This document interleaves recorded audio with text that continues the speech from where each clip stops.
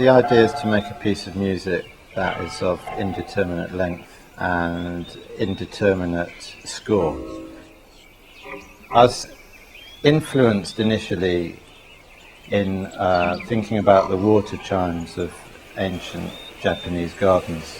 You have simple musical instrument that's composed of a bowl sunk in the ground, and as water drips onto it, it makes a resonant sound. It's a very beautiful, simple sound, and it's designed to focus people's concentration on not just that sound, but the ambient sounds of the environment. I thought about all the holes that the countryside's shot through by old mine shafts, natural fissures, old wells. I thought, well, maybe I could find a hole in the ground and I could fill it with different resonant objects, all carefully chosen for their relative pitches, and just then let the forces of nature play them. The composition lies in the careful choices made of the instruments and their tunings. The basic sounds themselves are going to be tuned percussion, but tuned percussion played primarily by water. So you'll hear a tone, but you'll hear a wateriness in the tone. And then the question came, well, how do you amplify it?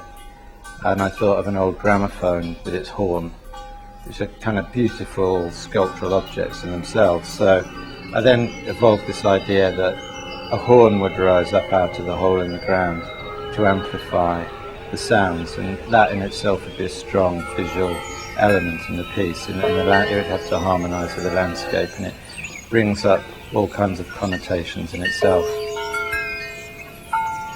The sounds will add together to create new timbres, so sometimes they might sound a bit like a choral voice or a flute or an organ tone. I like the idea of coming across this in the landscape unexpectedly. It's a piece made for people who know it's there, who travel to see it, but equally it's made just for people to come across. If you were just to be walking through some woodland in which this piece was located, your first clue would be you'd start to hear something in the soundscape that was maybe out of place. As you got nearer, it would become evident that something was definitely playing some music. Soon after that, you'd catch sight through the trees of this horn coming out of the ground.